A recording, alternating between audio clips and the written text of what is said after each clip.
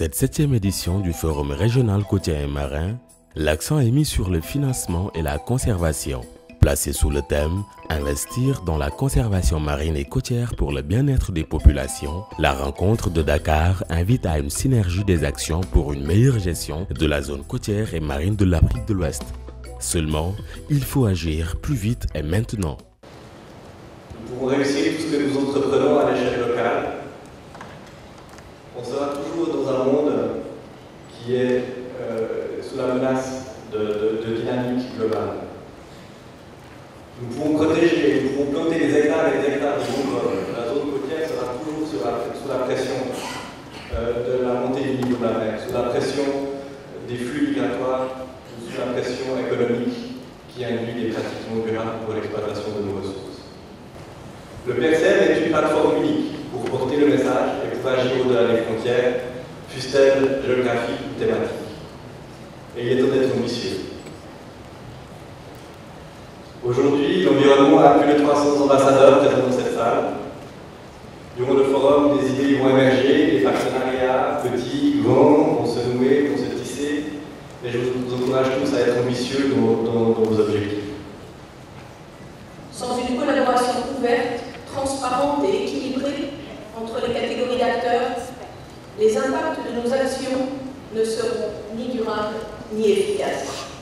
La cérémonie d'ouverture a été présidée par le Premier ministre du Sénégal, Aminata Touré, de réaffirmer son engagement pour la consolidation de la coopération avec les autres pays du littoral ouest-africain.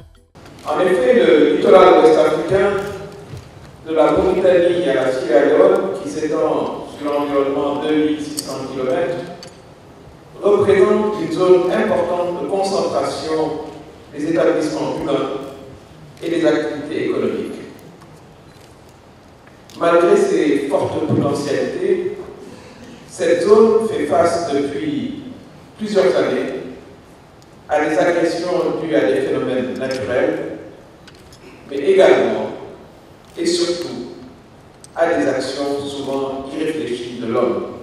Et pour faire face avec succès aux grands défis de la conservation marine et côtière, il faut consolider l'unité. Aminata Touré a aussi insisté sur la responsabilité partagée dans le traitement adéquat de la problématique. Nos différents pays sont frappés par la pauvreté.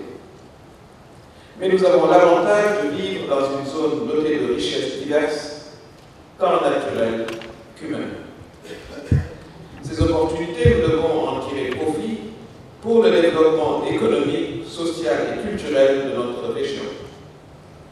Nous devons le faire avec résolution, mais également avec prudence et précaution, dans la transparence et dans l'équité. Après la cérémonie d'ouverture, place aux conférences, notamment celle des leaders. Pour cette rencontre introductive au forum, l'écrivain sénégalais Cheikh Hamidou Kane a convoqué la culture et la tradition africaine pour une gestion apaisée et moderne de l'environnement marin et côtier.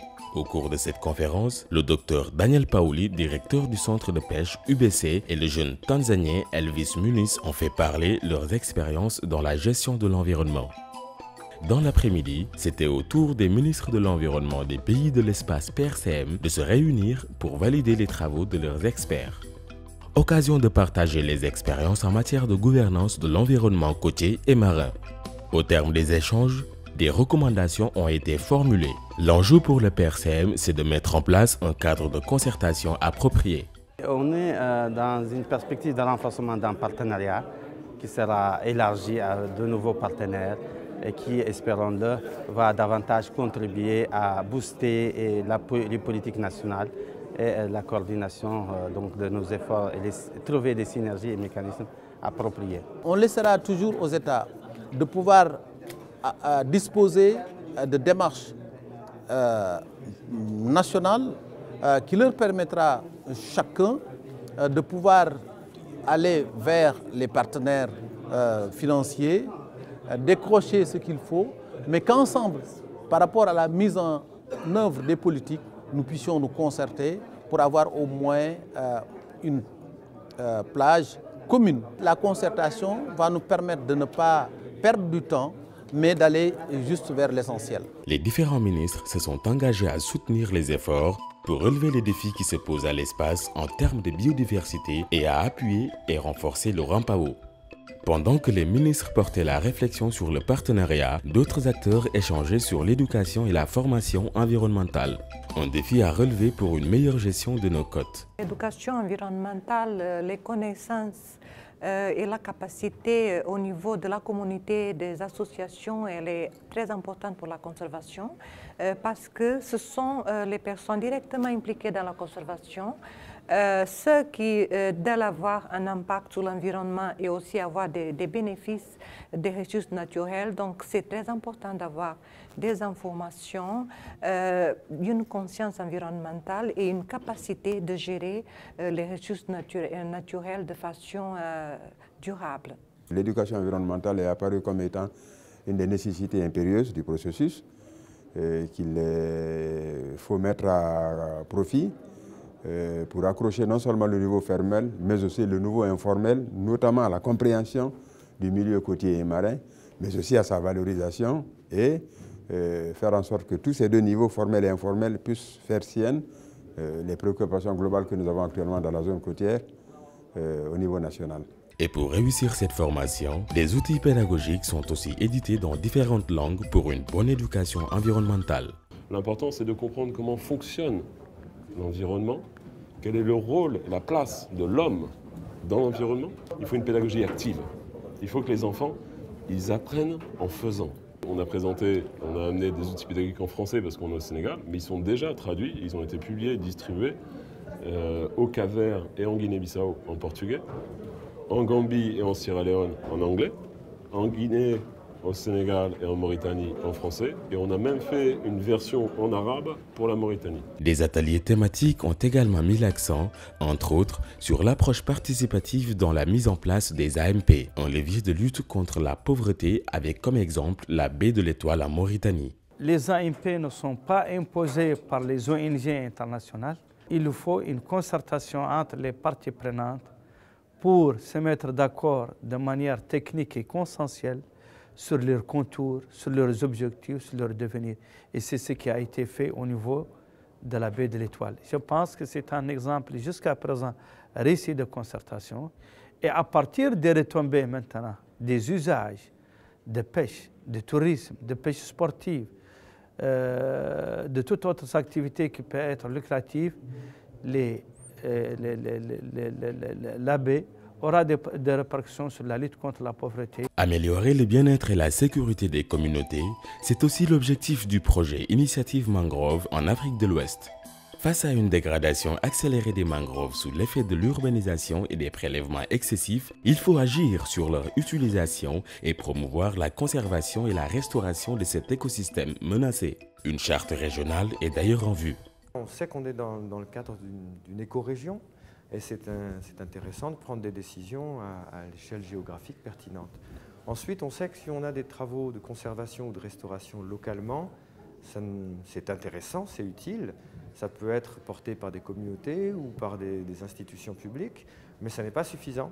Et donc travailler sur une harmonisation des cadres légaux, travailler à essayer de partager les bonnes expériences sur le terrain, ça permet peut-être de provoquer une émulation, d'encourager les gens à faire plus. Et puis, à plus nombreux, on est plus fort, y compris pour aller chercher de l'expertise et de l'argent. Jusqu'ici, la démarche du PRCM a permis de façonner une vision commune du futur d'un espace partagé. L'objectif pour cette coalition d'acteurs, c'est de construire des solidarités dynamiques pour un littoral sain et productif. Et pour ce faire, il faut relever les défis qui se posent à la gouvernance des océans. Le premier défi qui se pose à nous, c'est intégrer les approches et intégrer aussi les méthodes de résolution des problèmes et intégrer aussi peut-être les cadres institutionnels, juridiques et éventuellement même techniques des méthodes d'action au niveau des États dans un premier temps. Et le deuxième défi que je verrais, c'est au niveau des régions, les sous-régions Afrique de l'Ouest, Afrique centrale et même Afrique australe, en ce sens que les problèmes relatifs à la gestion de l'environnement marin et côtier ne connaissent pas de frontières, du fait des courants, du fait de la nature même des océans, passent d'un État à un autre. Pour la Guinée-Bissau, c'est important, ce cadre de concertation, parce que c'est à partir de là qu'on peut arriver à faire une gestion durable des ressources naturelles de la zone côtière de l'Afrique de l'Ouest. Ces ressources que nous, on partage Pour qu'on puisse gérer cette ressource, pour qu'on puisse bénéficier de cette ressource, il faut la paix. Donc, les aires protégées qu'on entend de créer transfrontalières, ce sont aussi des instruments de paix, mais ce sont aussi des instruments pour assurer la durabilité des ressources à long terme en Afrique de l'Ouest. Investir sur la zone côtière, c'est permettre finalement aux populations de bénéficier de façon pérenne, de façon durable des services des écosystèmes. Il faut une synergie des acteurs. Il faut une société civile consciente de son rôle. Il faut des élus et des parlementaires qui soient outillés. Il faut des pêcheurs qui comprennent que leur survie dépend de la survie et de l'abondance de la ressource. Pour la deuxième conférence des leaders, les enjeux de la conservation et la gestion des ressources ont été passés en vue. Et pour mieux profiter des ressources halieutiques, les pratiques de la pêche doivent être normalisées. Une approche régionale peut s'avérer efficace contre la pêche illégale. Les organisations de la pêche artisanale en appellent à un partage de responsabilités. Aujourd'hui, les ressources sont menacées, les mers sont menacées. Et donc, les États ou les ONG ou d'autres institutions ne peuvent pas le faire seuls sans les communautés par lesquelles ils veulent agir. Il faut qu'il y ait une meilleure concertation et une meilleure harmonisation justement de ces décideurs politiques-là. Pour qu'il y ait une meilleure concertation, il faut que nos pays et une même vision, justement. Les pêcheurs artisanaux se plaignent de plus en plus de la présence de ces gros navires qui viennent prendre le poisson. Donc il y a vraiment beaucoup d'enjeux. Les captures sont en train de diminuer, l'économie perd beaucoup d'argent et il y a beaucoup d'emplois qui sont perdus chaque année. Les pêcheurs artisanaux, il faut qu'on puisse leur offrir une solution et cette solution ne peut se faire qu'au niveau régional. L'autre défi pour la conférence des leaders, c'est le financement durable de la conservation marine et côtière. La réflexion a porté sur les outils pour un financement durable. Entre autres recommandations, la rationalisation des besoins et l'implication des populations locales. Il faut également que les mécanismes de gestion soient transparents pour susciter la confiance des bailleurs. Traditionnellement, dans cette sous-région, on pense à l'aide internationale. Ce n'est pas suffisant et ce n'est pas satisfaisant. Il faut regarder avec les mécanismes privés. Les sociétés, les entreprises, dans le secteur minier, mais aussi dans le secteur touristique, dans le secteur de la communication aussi, utilisent des ressources. Il faut que chacun y contribue. Donc les partenariats publics-privés me semblent essentiels.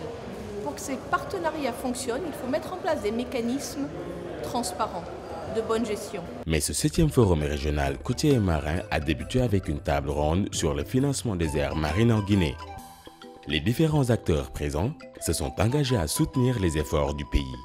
Les autorités guinéennes s'en félicitent. Ça a été une initiative particulièrement heureuse, saluée par tout le monde, applaudie par tous les participants, y compris les bailleurs de fonds et les grandes ONG qui œuvrent dans le domaine de l'environnement. C'est le cas de WWF, c'est le cas de l'UICN, c'est le cas de Wetland, c'est le cas, n'est-ce pas, de la Fondation Wafa, et ainsi de suite.